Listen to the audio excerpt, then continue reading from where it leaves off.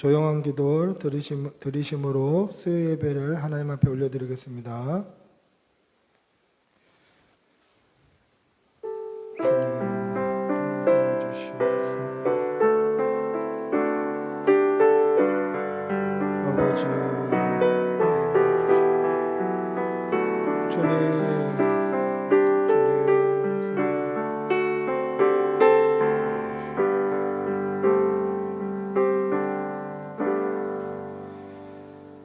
찬송가 384장 찬송하시겠습니다. 384장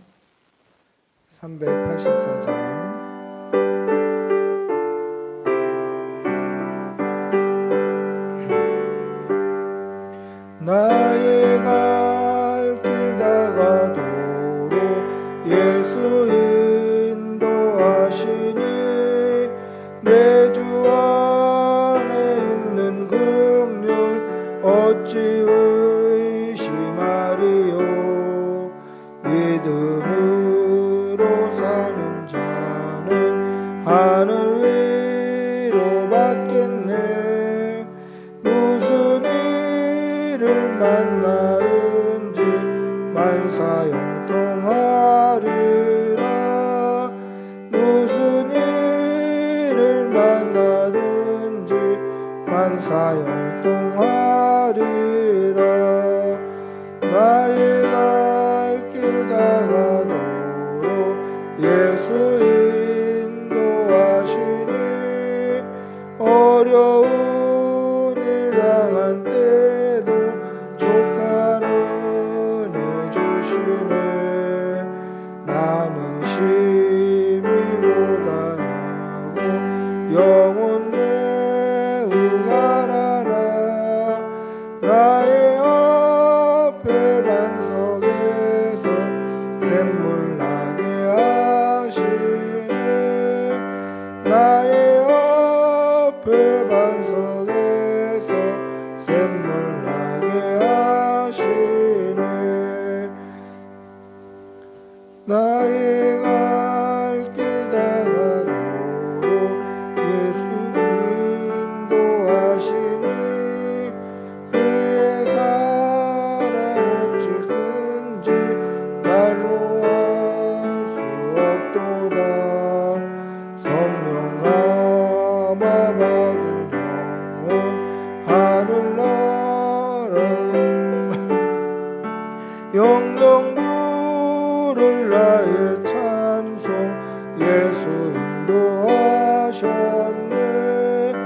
영영 부를 나의 찬송 예수 인도하셨네. 아멘. 아멘. 기도하겠습니다. 사랑의 아버지 하나님, 오늘도 수요일 3일째 되는 날 주의 전에 나와 예배할 수 있게 해주시는 은혜 감사합니다. 하나님, 우리의 3일 동안의 삶을 돌아보면 허물뿐이고 죄뿐이고 불평과 원망뿐이었고 예수 향기보다는 세속의 냄새, 인간적인 혈기 나타내며 살았던 것 용서하여 주시옵소서. 다시 한번 십자가 앞에 나오니 우리의 죄를 깨끗이 씻어주시고 십자가 붙들고 믿음으로 살아가는 귀한 성도들 되게 도와주시옵소서. 하나님 앞에 우리의 죄를 자복하며 하나님 앞에 믿음으로 살기를 다시 다짐하는 오늘이 저녁이 될 수 있도록 은혜를 덧입혀 주시옵소서. 주은 일기 가운데 건강 잃지 아니하도록 도와주시고 사랑하는 우리 교우들 코로나로부터 지켜주시옵소서. 특별히 확진이 되어서 고통 중에 있는 가정이 있습니다. 아버지 함께하여 주시어서 깨끗이 회복되게 하여 주시고 후유증 남지 않도록 도와주시옵소서. 또 감기 몸살로 몸이 아픈 환우들 가운데 하나님께서 함께하여 주시어서 치료의 광선을 비추어 주시옵소서. 사랑하는 교우들 건강과 물질과 직장과 모든 일터와 일용할 양식의 복을 허락하여 주시어서 부족함 없도록 늘 채워 주시옵소서. 사랑하는 교우들, 어디에 있든지 무엇을 하든지 그리스도의 편지로 예수님 향기 나타내는 귀한 성도들 되게 도와주시고, 어린 우리 자녀들 세속에 물들지 않고 믿음으로 살아갈 수 있도록 도와주시옵소서. 하나님, 오늘도 주의 전에 나옵니다. 몸만 나오는 것이 아니라 우리의 전심이 주의 전에 함께 있게 하여 주시고, 오늘도 믿음으로 나왔사오니 말씀을 통하여서 하나님 은혜 내려주시고 우리에게 필요한 말씀으로 먹여 주시옵소서. 감사드리며 우리 주 예수님의 이름으로 기도드리옵나이다. 아멘. 주님,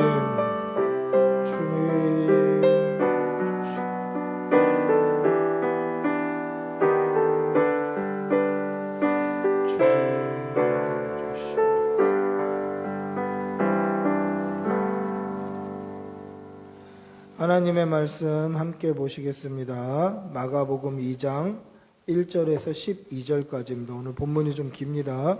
마가복음 2장 1절에서 12절까지입니다. 마가복음 2장 1절에서 12절까지. 마가복음 2장 1절에서 12절까지입니다. 우리 천천히 한 목소리로 함께 읽겠습니다. 마가복음 2장 1절에서 12절까지입니다.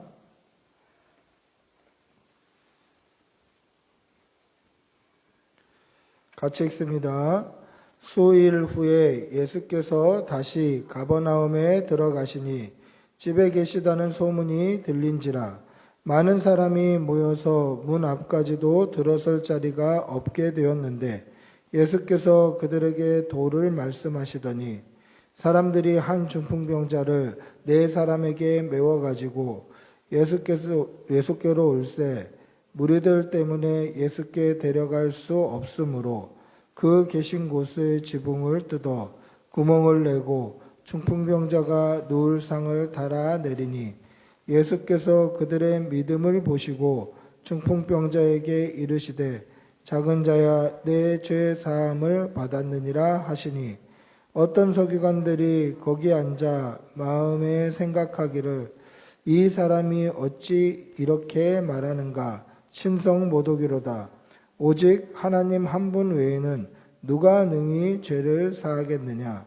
그들이 속으로 이렇게 생각하는 줄을 예수께서 곧 중심에 아시고 이르시되 어찌하여 이것을 마음에 생각하느냐. 중풍병자에게 내 죄사함을 받았느니라 하는 말과 일어나 내 상을 가지고 걸어가라 하는 말 중에서 어느 것이 쉽겠느냐. 그러나 인자가 땅에서 죄를 사하는 권세가 있는 줄을 너희로 알게 하려 하노라 하시고, 중풍병자에게 말씀하시되 내가 내게 이르노니 일어나 내 상을 가지고 집으로 가라 하시니, 그가 일어나 곧 상을 가지고 모든 사람 앞에서 나가거늘 그들이 다 놀라 하나님께 영광을 돌리며 이르되 우리가 이런 일을 도무지 보지 못하였다 하더라. 아멘. 교회는 신앙 고백 위에 서 있다라고 얘기해도 과언이 아닙니다. 교회는 신앙 고백 위에 서 있는 것입니다. 구원에 있어서 믿음에서 나오는 신앙 고백만큼 중요한 것이 없습니다. 신앙 고백은 우리도 지금도 이렇게 신앙 고백을 하고 있지 않습니까? 새벽마다 새벽 기도할 때 신앙 고백을 하고 있습니다. 주일 예배 때도 신앙 고백을 하죠. 그게 뭡니까? 사도신경이라는 이름으로 우리도 신앙 고백을 하고 있습니다. 그런데 이 신앙 고백을 할 때에는 반드시 내 믿음을 내 입을 통해서 고백하는 게 되어야 됩니다. 그냥 줄줄줄줄 외우는 게 아니라 이 고백이 나의 믿음이 되고 그 내 믿음을 내 입으로 고백하는 것이 되어야 한다라는 것이죠. 우리가 고백하는 사도신경은 말 그대로 사도들이 활동했던 이 초대교회 때부터 고백되었던 신앙 고백입니다. 당시 초대교회의 성도로 들어가려면, 초대교회 성도로 가입하려면 그냥 교회에 지금처럼 뭐 등록을 하고 봉사를 하고 헌신을 하고 헌금을 내고 그렇게 해서 교인이 될 수 있는 것이 아니었습니다. 초대교회 성도로 들어가려면 이 삼위 하나님, 성삼위 하나님을 알고 믿음으로 고백하는 신앙 고백이 있어야만 들어갈 수 있었다라는 것이죠. 초대교회 성도들에게 그 믿음을 인정받는 방법, 그 성도들에게 믿음을 인정받는 방법은 딱 한 가지, 신앙 고백밖에 없다라는 것입니다. 하나님, 삼위 하나님을 온전히 알고 온전히 믿고 있는지 이것이 성도로 인정받을 수 있는 유일한 방법이었다라는 것이죠. 그래서 우리가 고백하고 있는 사도신경은 어떻게 되어 있습니까? 나는 무엇을 믿습니다. 나는 하나님을 믿습니다. 그의 유일하신 아들 예수 그리스도를 믿습니다. 이렇게 나는 믿습니다로 이어지는 것입니다. 나는 하나님을 믿습니다. 나는 예수님을 믿습니다. 이렇게 내가 믿습니다라고 고백하고 있는 것이죠. 원래 사도신경을 처음 만들 때에는 나는 믿습니다라고 달달달달 외우는 것이 아니라 문답 형식으로 되어 있었습니다. 당신은 전능하신 아버지 하나님 천지의 창조주를 믿습니까? 그러면 네, 그렇게 대답하는 거죠. 또 당신은 그의 유일하신 아들 우리 주 예수 그리스도를 믿습니까? 그러면 네, 이렇게 대답하는 겁니다. 이렇게 내 입술로 내 신앙을 네라고 소리내서 고백하는 것이 바로 신앙의 고백이다라는 거죠. 이게 왜 중요합니까? 내가 나의 믿음을 고백함으로 인하여서 내 믿음의 증거를 삼는 거예요. 내가 하나님을 믿습니다. 내가 예수 그리스도를 믿습니다. 이렇게 함으로 인하여서 나의 믿음이 입술로 고백됨으로 말미암아 믿음의 증거가 되는 것입니다. 믿음의 증거가 되면 뭐가 좋습니까? 믿음의 증거는 구원으로 이어지는 거죠. 내가 입술로 신앙 고백하는 것이 나의 믿음의 증거고 그 믿음으로 말미암아 구원을 얻게 되는 것입니다. 여러분, 주일마다 또는 새벽마다 신앙 고백을 하실 때 그냥 입술로만 하는 고백이 아니라 우리의 전심, 우리의 믿음, 우리의 마음을 담아 고백하시는 그러한 여러분들이 되시기를 축복하고 기도합니다. 그런데 한국교회는 이 신앙 고백보다 부흥과 성장에 더 관심이 초점이 맞춰져 있었다는 것을 볼 수 있습니다. 신앙 고백 또는 교리 이런 것보다 부흥회, 회개운동, 찬양 집회 이런 것에 더 초점, 무게중심이 실려 있었던 것을 볼 수 있습니다. 한국교회는 이런 것으로 부흥했습니다. 부흥회와 영적 대각성 회개운동과 찬양 집회와 이러한 집회들로 교회가 성장했다라는 것이죠. 개인적인 신앙 고백보다 회심의 간증에 더 관심을 두게 되는 것입니다. 개인적인 신앙 고백, 교리보다 오히려 간증과 체험에 더 설득력이 있었다라는 것입니다.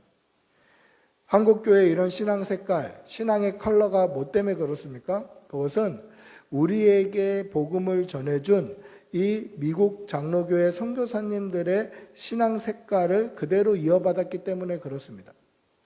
미국 성도들의 그 신앙 색깔은 원래 청교도 신앙이 발판이 되었죠. 신앙의 자유를 찾아서 미국으로 건너온 그 청교도 신앙, 그 1세대 청교도 신앙에는 굉장히 신앙 고백과 교리가 강조되어 있었습니다. 그런데 2세대에는 어떠했습니까? 부흥이 강조되는 거죠. 교회가 부흥하고 교회가 성장하고 그러다 보니까 집회에 더 힘을 실게 되었다라는 것입니다. 여러분, 오해가 없으셔야 될 것이 제가 지금 우리를 구원하기 위해서 우리에게 복음을 전하기 위해서 오셨던 선교사님들이 틀렸다라는 이야기가 아닙니다. 물론 거기에 어디에 초점을 맞추느냐 그것이 중요하기는 합니다. 한국교회의 부흥을 위해서 당연히 집회와 회개와 영적인 대각성에 초점을 맞추는 것 충분히 이해를 합니다. 그러나 신앙 고백과 복음, 신앙 고백과 부흥 이거는 어떻게 보면 균형을 맞춰 나가야 되는 거죠.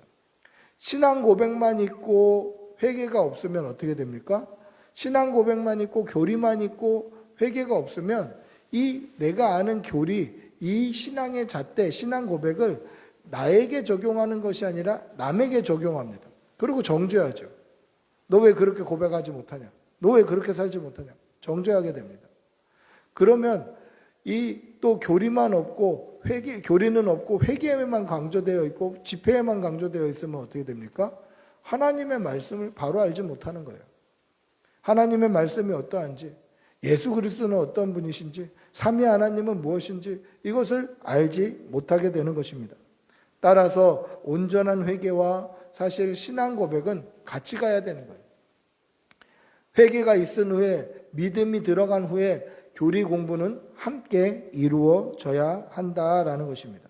이것이 균형 있는 신앙 생활이에요.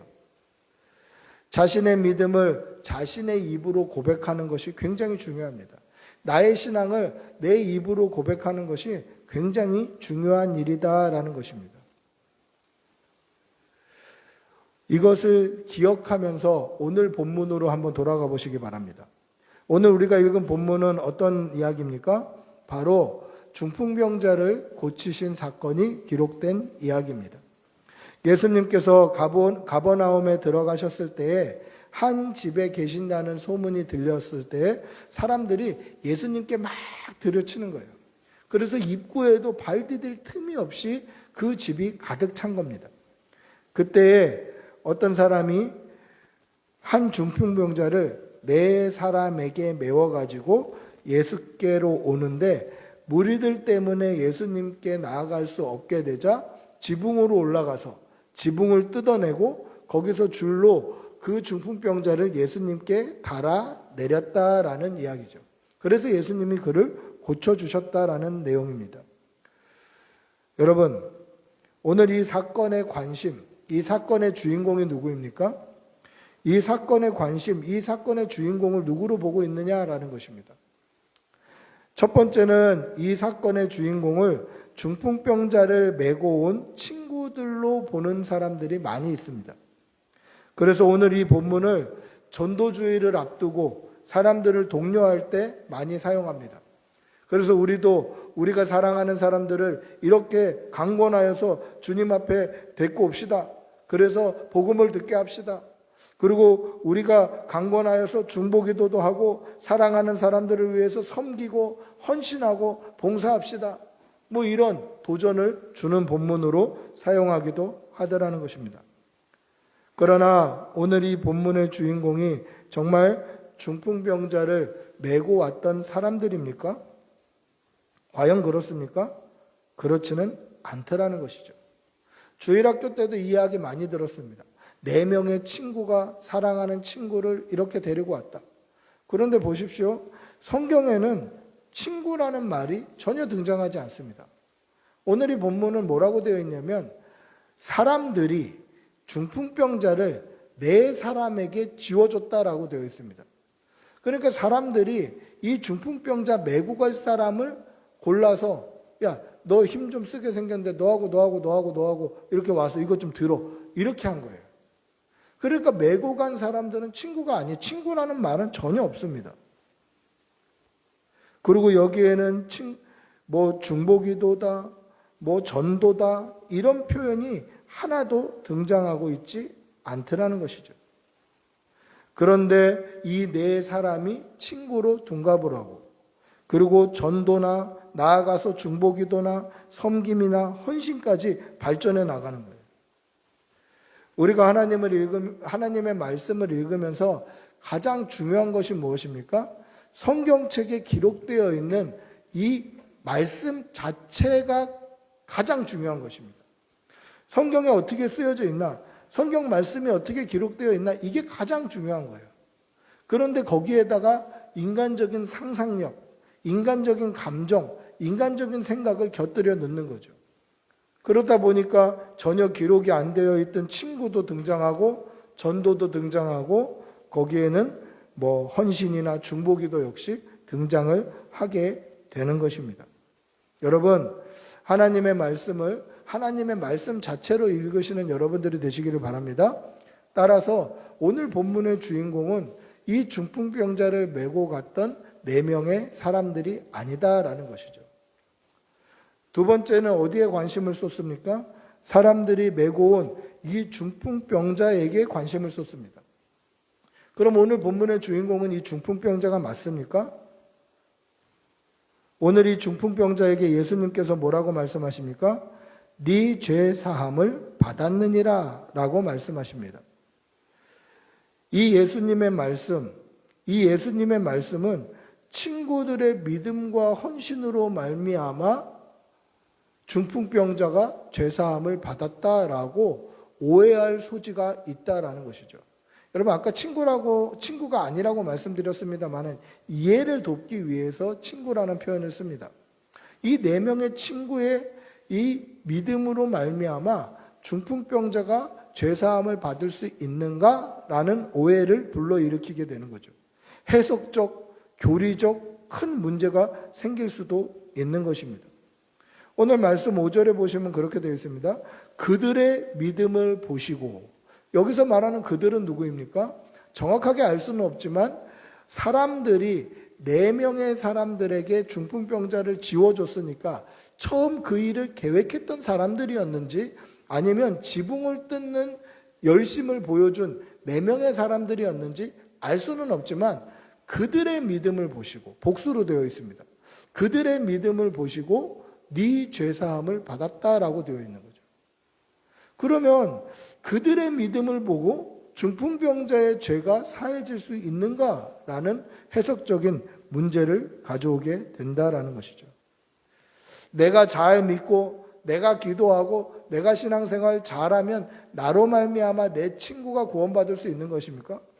나로 말미암아 우리 부모님이, 우리 가족이, 우리 자녀가 나로 말미암아 구원을 받을 수 있나요? 만약에 이 본문을 그렇게 해석해버리면 이단과 똑같은 해석을 하게 되는 것입니다. 잘못된 해석이죠. 대표적으로 신천지 교리가 이렇습니다. 신인 합의를 하면 신과 인, 육체가 하나씩 1대1로 합해지면 안 죽는다는 거죠. 이 땅에서 죽지 않는다라는 것입니다. 이게 신천지 교리입니다.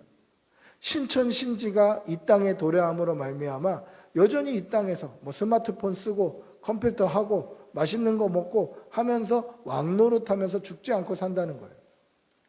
그런데 이들의 교리의 가장 큰 문제점 중에 하나가 뭔지, 다 문제점입니다만은 이 사람들이 어떻게 그들을 못 빠져나오게 이야기하냐면 너로 말미암아 네 가족이 구원받을 거다. 너로 말미암아 네 가족들이 다 영원히 살 거다라고 이야기를 합니다. 그러니까 가정이 핍박을 하고 부모님이 그렇게 혼을 내고 야단을 치고 가슴 아파해도 나중에 보면 너 때문에 고맙다고 할 거다. 너 때문에 감사하다고 할 거다. 이렇게 가르쳐 놓은 겁니다. 그러니까 안 죽으려고 거기서 나오지를 않는 거죠. 즉, 이 친구들의 믿음 혹은 친구들을 보낸 사람들의 믿음으로 말미암아 중풍병자가 네 죄사함을 받았다라고 이야기해 버린다면 그것은 해석적, 교리적인 큰 문제를 야기한다라는 것이죠. 중풍병자에게 구원을 얻을 만한 믿음, 죄 사함을 받을 만한 믿음이 있었는지는 성경을 통해서는 알 길이 없습니다. 예수님께서 그 믿음을 보시고 라는 표현을 하셨다면 중풍병자에게 믿음이 있었다 뭐를 얘기할 수 있습니다만은 그거에 대한 얘기를 할 수 없게 되는 것이죠. 성경에 기록되어 있지 않습니다. 그러면 무엇으로 알 수 있습니까? 도대체 오늘 본문의 관심, 오늘 본문의 주인공은 누구냔 말이죠. 여러분, 하나님의 말씀, 성경은 하나님 중심으로 그리스도 중심으로 읽어야 하는 것입니다. 하나님의 말씀의 주인공, 성경의 주인공은 예수 그리스도라는 것을 믿으시기 바랍니다. 그럼 오늘 본문의 주인공이 누구입니까? 바로 예수 그리스도인 것이죠. 중풍병자도 아니고 중풍병자를 메고 온 사람들도 아니고 오늘 이 본문의 주인공은 바로 예수 그리스도다라는 것입니다. 예수님께서 중풍병자에게 네 죄 사함을 받았느니라 라고 말씀하십니다. 그것은 의도가 있는 말씀입니다. 네 죄 사함을 받았느니라 라고 말씀하신 이유는 예수님의 그 말씀으로 말미암아 사람들의 마음에 뭔가를 일으키기 위해서, 그리고 사람들의 마음에 뭔가를 일으켜서 예수님께서 가르침을 주시기 위해서 의도를 가지고 하셨던 말씀이다라는 거죠. 즉 일부러 하신 말씀이다라는 것입니다. 중풍병자에게 내 죄사함을 받았느니라 라는 말씀은 사람들에게 한 가지 질문이 떠오르게 만듭니다. 오늘 7절에 보시면 뭐라고 되어 있습니까? 이 사람이 어찌 이렇게 말하는가? 신성모독이로다. 오직 하나님 한 분 외에는 누가 능히 죄를 사하겠느냐? 라는 질문이 서기관들의 마음에 푹 들어오게 된 겁니다.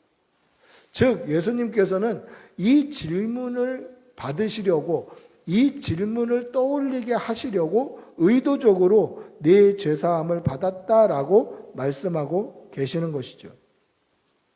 백성들에게 가르침을 주시기 위함입니다. 어떠한 가르침입니까? 우리 9절 한번 읽어볼까요? 오늘 읽었던 본문 9절입니다. 같이 읽어보겠습니다. 시작. 중풍병자에게 내 죄사함을 받았느니라 하는 말과 일어나 내 상을 가지고 걸어가라 하는 말 중에서 어느 것이 쉽겠느냐?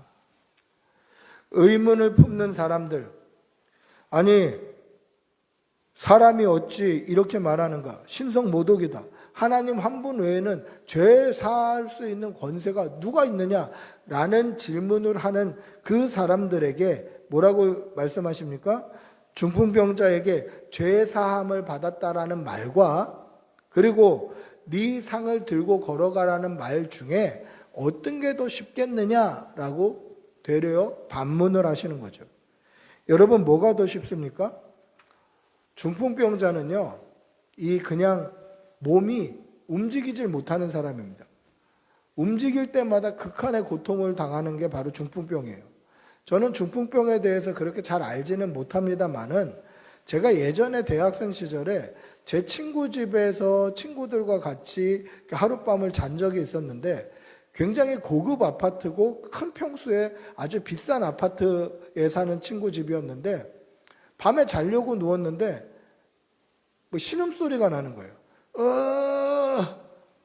이런 소리가 들리는 거예요. 그 밤에 그 좋은 아파트, 고급 아파트에 쩌렁쩌렁 울리도록 사람의 신음소리가 들리는 거예요. 무섭기도 하고 이게 뭔 일인가 싶어갖고 친구한테 물어봤죠. 야, 이거 무슨 소리냐? 야, 뭔 소리가 이렇게 기분 나쁘게 이 밤에 뭐 귀신 울음소리처럼 저렇게 들리냐? 라고 했더니 위층의 아저씨인데 중풍병에 걸리셨대요. 중풍병에 걸렸는데 이게 얼마나 고통스럽냐면 조금만 몸을 틀어도 그렇게 신음소리가 나는 거예요. 좀만 뒤척여도 막 이런 신음소리가 나는 게 중풍병입니다. 이 중풍병에 걸린 사람에게 네 죄사함을 받았다라는 말과 네 상을 들고 걸어가라는 말 중에 뭐가 더 어려울까? 어떤 게 더 쉬울까? 저는 예전에 단순히 그렇게 생각했습니다. 죄사함을 받았느니라는 말이 더 쉽다라고 생각했습니다. 왜 그랬냐면 죄사함을 받았느니라는 말은 당장 눈에 보이질 않습니다. 죄사함을 받았는지 안 받았는지 증거가 없어요. 그런데 네 상을 들고 걸어가라는 말은 당장 눈앞에서 증거로 보여야 되는 거죠. 그러니까 눈앞에 당장 증거로 보이는 그 일이 더 어려운 일이라고 생각했습니다. 그런데 그것은 제가 이스라엘 문화, 유대교 문화를 잘 모르고 했던 말이죠. 그들의 문화권 안에서는 네 죄사함을 받았느니라라는 말이 훨씬 어려운 말이에요. 왜 그렇습니까? 당장 오늘 예수님의 일만 봐도 알 수 있지 않습니까? 네 죄사함을 받았느니라 라고 얘기하자마자 그들의 마음에 어떤 분노가 일어났나요? 아니 자기가 뭔데 사람이 어떻게 저런 말을 하는가? 신성모독이다. 하나님 한 분 외에는 죄사할 수 있는 권세가 있는 분이 누가 있는가? 이런 질문과 분노가 끌어오르게 되는 거죠. 그러니까 아무나 네 죄사함을 받았느니라 라고 얘기할 수가 없는 거예요. 그건 죽을 수도 있는 겁니다. 근데 예수님께서 왜 이렇게 말씀하셨는가? 예수님께서 중풍병을 고치시지 못하셔서 그러셨는가요? 그렇지 않습니다. 중풍병을 고치실 수 있는 분입니다. 실제로 말로만도 중풍병을 고치셨던 분입니다. 언제 그렇습니까? 백부장의 종을 그렇게 고치신 적이 있습니다. 이스라엘의 백부장의 종이 중풍병에 걸렸는데 그 백부장이 예수님을 찾아옵니다. 예수님, 제 사랑하는 종이 중풍병에 걸렸습니다. 그러자 예수님께서 니네 집이 어디냐? 내가 그리로 간다 라고 말씀하시자 백부장이 예수님 오지 마십시오. 예수님께서 오시는 것을 감당할 수 없습니다. 저도 제 밑에 부하가 있는데 부하들에게 이리로 가라 하면 이리로 가고 저리로 가라 하면 저리로 갑니다. 예수님께서 말씀만 해주시면 병이 낫는 줄 믿습니다. 그렇게 고백해요. 그때 예수님께서 말씀으로 고치신 다음에 뭐라고 말씀하셨냐면 이스라엘 중에 이만한 믿음을 내가 보지 못했다. 이방인 백부장에게 그렇게 이야기합니다. 즉 예수님께서는 대면하지 않아도 비대면으로도 중풍병은 그냥 쉽게 고치시는 분이에요. 근데 오늘 왜 이런 말씀을 하셨습니까? 그 이유가 뭘까? 오늘 10절에 그 이유를 알 수 있습니다. 10절 한번 같이 읽어보겠습니다. 시작. 그러나 인자가 땅에서 죄를 사하는 권세가 있는 줄을 너희로 알게 하려 하노라 하시고 중풍병자에게 말씀하시되. 할렐루야. 예수님께서 내 제사함을 받았느니라 라고 말씀하신 이유가 뭡니까? 인자가 땅에서 죄를 사하는 권세가 있는 줄 알게 하기 위함이다라는 것이죠. 즉 인자이신 예수 그리스도께서 십자가에 달려 죽으심으로 말미암아 너희들의 모든 죄를 사할 권세가 있다라는 것을 알게 하기 위함이다. 즉 예수님의 십자가 사건이 오늘 중풍병자뿐만 아니라 2000년이 지난 저와 여러분까지도 예수 그리스도를 믿기만 하면 우리의 죄가 깨끗함을 입는다라는 것을 알게 하기 위하여서 네 죄사함을 받았느니라 라고 말씀하고 계신다라는 겁니다. 다른 것이 아니라 신성모독을 하는 것이 아니라 네 죄사함을 받았느니라. 아니 어떻게 사람이 그런 말을 합니까? 하나님 한 분 외에는 죄사할 수 있는 권세가 있는 사람이 아무도 없는데 어떻게 신성모독인데 그렇게 말씀하십니까? 라는 의문이 들 때 인자는 땅에서도 죄를 사할 수 있는 권세가 있다. 예수 그리스도를 믿기만 하면 죄사함을 얻는다라는 것을 가르쳐 주시는 것이죠. 또 뭘 가르쳐 주시는 것입니까? 하나님 한 분 외에는 죄 사할 수 있는 분이 없다라고 믿고 있냐? 내가 하나님이다 라는 것을 가르쳐 주시는 것입니다. 즉 예수님께서 가르쳐 주시는 것이 무엇입니까? 예수 그리스도를 믿기만 하면 이 땅에서 있는 모든 죄를 깨끗게 씻음을 받을 수 있다는 것과 우리 예수님께서 바로 하나님이시다라는 것을 중풍병자를 통하여서 말씀하고 계시는 것입니다. 그러면 오늘 중풍병자 이 이야기의 주인공이 누구입니까? 바로 예수 그리스도다라는 것이죠. 예수님이 하나님이시다. 예수님께서 죄를 사하시는 분이다라는 것을 알게 하기 위하여서 오늘 이 말씀을 하신다라는 것입니다. 여러분, 성경의 관심은 중풍병자도 아니고 중풍병자를 메고 온 사람들도 아닙니다. 이 성경의 관심, 오늘 이 사건의 주인공, 그것은 바로 예수 그리스도라는 사실을 믿으시기 바랍니다. 예수님 중심으로 하나님의 말씀을 보시고 우리의 죄를 사하시는 예수님 앞에 날마다 우리의 죄를 회개하고 자복하는 여러분들이 되시기를 축복하고 기도합니다. 우리 한번 같이 기도하겠습니다. 같이 기도하실 때 하나님, 오늘도 우리에게 새 힘을 허락하여 주시고 예수님 십자가 붙들고 승리하는 주의 백성들 되게 하여 주시옵소서. 믿음으로 살게 하여 주시고 말씀 붙들고 살게 하여 주시고 믿음으로 말씀으로 하나님 중심으로 그리스도 중심으로 살아가는 고람되오 정신으로 무장된 성도가 되게 하여 주시옵소서. 우리 한번 주님의 이름 부르고 같이 기도하겠습니다. 주님 도와주시옵소서. 아버지 믿음 주시옵소서. 주님 믿음 주시옵소서. 하나님 예수 그리스도 중심으로, 말씀 중심으로, 성경 중심으로, 하나님 중심으로 살아내게 도와주시옵소서.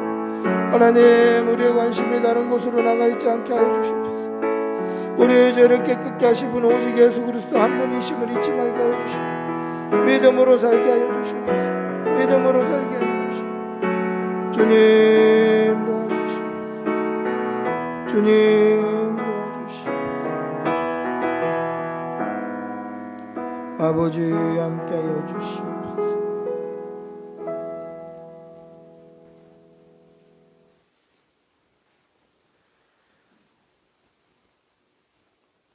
그러나 인자가 땅에서 죄를 사하는 권세가 있는 줄을 너희로 알게 하려 하노라.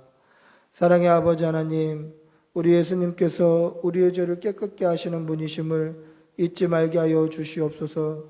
우리의 마음에, 또 우리의 중심에, 또 우리의 입과 눈과 혀에 어떠한 죄가 있을지라도 우리 주님 앞에 믿음으로 고백하면 깨끗이 씻어주심을 의심하지 말게 하여 주시고, 날마다 십자가 앞에 나와 샘물과 같이 흐르는 보혈 앞에 우리 죄를 씻는 은혜의 성도, 믿음의 성도들 될 수 있도록 은혜를 덧입혀 주시옵소서.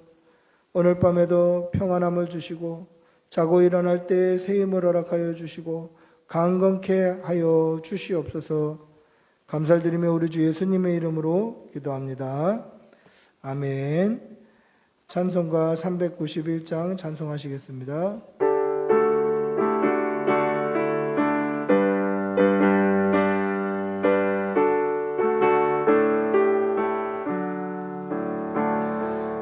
올라온 곳에 주 예수의 주 참 능력에 주시로다. 근만 안전한 그곳으로 내 영혼을 숨기시네. 메마른 땅을 종일 걸어가도 나 피곤치 아니하며 저 위험한 곳 내가 이를 때면 큰 바위에 숨기시고 주 손으로 덮으시네. 온 놀라운 곳에 주 예수의 주 내 모든 짐 벗기시네. 죄악에서 날 끌어올리시며 또 날 힘주시네. 메마른 땅을 종일 걸어가도 나 피곤치 아니하며 저 위험한 곳 내가 이를 때면 큰 바위에 숨기시고 주 손으로 더 4절 찬양하겠습니다. 주 예수님 공중에 임하실 때 나 일어나 맞이하리. 은혜의 은총에 노래하리. 저 천군과 천사 함께 메마른 땅을 종일 걸어가도 나 피곤치 아니하며 저 위험한 곳 내가 이를 때면 큰 바위에 숨기시고 주 손으로 덮으시네. 주님 가르쳐 주신 기도로 수요 예배를 마치겠습니다. 하늘에 계신 우리 아버지여, 이름이 거룩히 여김을 받으시오며 나라가 임하시오며 뜻이 하늘에서 이루어진 것 같이 땅에서도 이루어지이다. 오늘 우리에게 일용할 양식을 주시옵고 우리가 우리에게 죄 지은 자를 사하여 준 것 같이 우리 죄를 사하여 주시옵고 우리를 시험에 들게 하지 마시옵고 다만 악에서 구하시옵소서. 나라와 권세와 영광의 아버지께 영원히 있사옵나이다. 아멘. 주님 성령을 부어주시옵소서. 성령 충만.